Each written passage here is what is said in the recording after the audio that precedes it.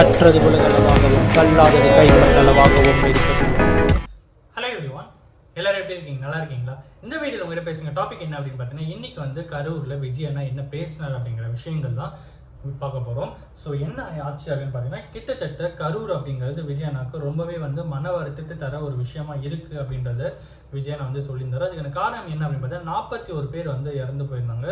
அந்த 41 பேரில் யார் யாரெல்லாம் இருந்தாங்க அப்படின்னு பார்த்தீங்கன்னா, இப்போலாம் நான் சொல்கிறது எல்லாமே வந்து பார்த்தீங்கன்னா விஜய் அண்ணா பேசினது தான், ஓகேங்களா?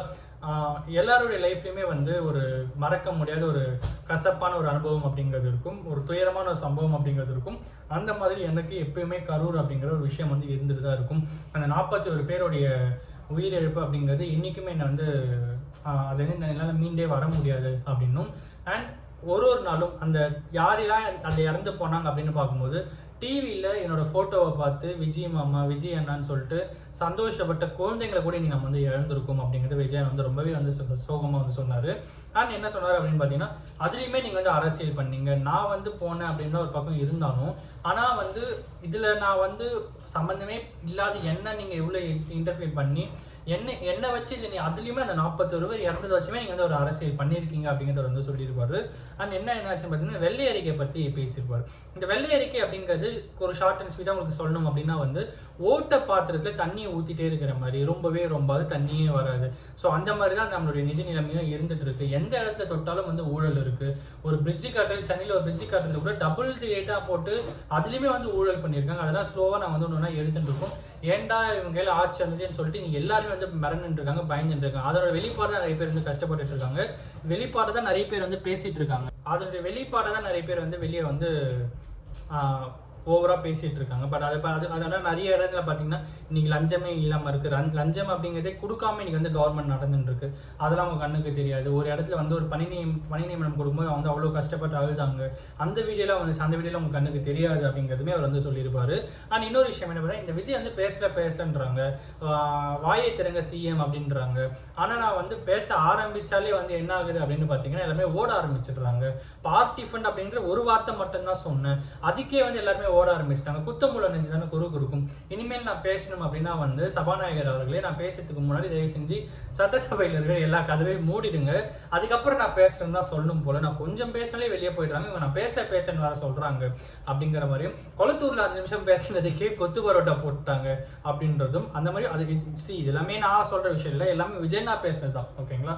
அண்ட் இன்னொரு விஷயம் என்ன ஆச்சு அப்படின்னு பார்த்தீங்கன்னா, லஞ்சமே இல்லாத கவர்மெண்ட் வந்து நடந்துட்டு இருக்கு. இந்த லஞ்சம் இல்லாத கவர்மெண்ட் வந்து நீங்க எங்க போனா உங்களால நீ பார்க்க முடியும் அப்படிங்கிறதும், மீறி யாராவது உங்ககிட்ட லஞ்சம் கேட்கறாங்க அப்படின்னா லஞ்சம் கொடுக்க முடியாதுன்னு சொல்லுங்க அப்படிங்கிறதுமே விஜய் வந்து சொல்லியிருப்பாரு.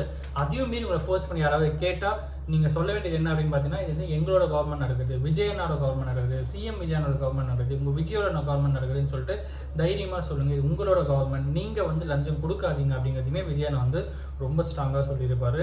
நான் இன்னொரு விஷயம் என்ன அப்படின்னு பார்த்தீங்கன்னா, செந்தில் பாலாஜி அவர்களை பற்றி பேசும்போது ஓடு ஓடு ஓடு ஓடு ஓடு ஓடு ஓடு ஓடு வரான் பாரு வேட்டைக்காரன் அப்படின்ற மாதிரியும் விஜயன் வந்து பாடியிருப்பாரு.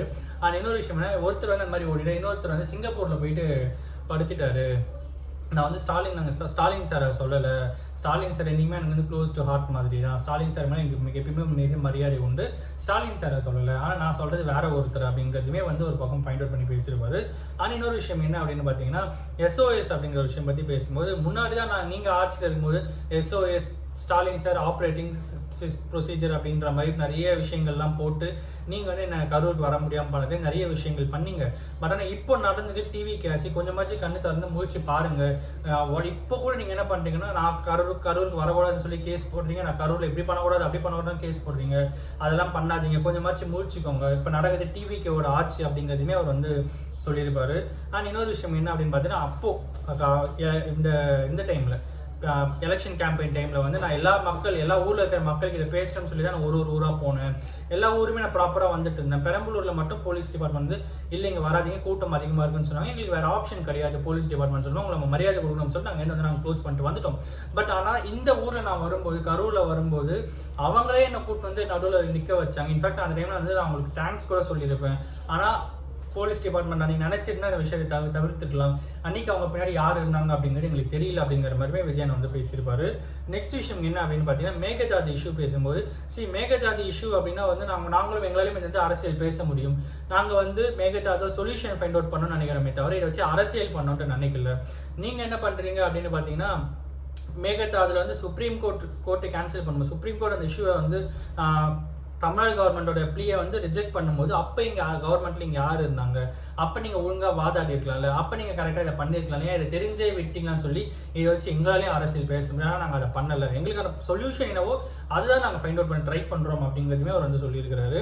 அண்ட் இன்னொரு விஷயம் என்ன அப்படின்னு பார்த்தீங்கன்னா, படின்னு நறுக்குன்னு கொட்டினா கூட நீங்கள் வந்து மாற மாட்டேங்கிறீங்க, நீங்களாக தான் மாறுவீங்கன்னு பார்த்தா நீங்களும் மாற மாட்டேங்கிறீங்க, யாராவது சொல்லி மாறும் பார்த்தா அப்பயும் நீங்கள் மாற மாட்டேங்கிறீங்க அப்படிங்கிறதுமே வந்து சொல்லியிருக்காரு. இன்னொரு விஷயம் என்ன பார்த்தா, நல்ல அரசியல் பண்ணுங்க அப்படின்னு சொல்லிட்டு சரிடுங்க அதுதான் உங்களுக்கு வராது அந்த மாதிரியும் பேசுறதா இருக்கட்டும். இன்னொரு விஷயம் என்ன அப்படின்னு பார்த்தீங்கன்னா, டிவிகே சார்பாக வந்து நினைவு சின்னம் கரூரில் வந்து வைக்கப்படும் அப்படின்ற மாதிரி ஒரு பக்கம் சொல்லியிருக்காங்க. கட்சி சார்பாக வைக்கிறாங்க அப்படின்னு இருக்காங்க. இந்த மாதிரி ஏகப்பட்ட நிறைய நலத்திட்ட உதவிகள் நிறைய விஷயங்கள் நாங்கள் பண்ண போகிறோம் அப்படிங்கிறதுமே வந்து சொல்லியிருக்காரு. இன்னைக்கு இதுதான் விஜய் நான் வந்து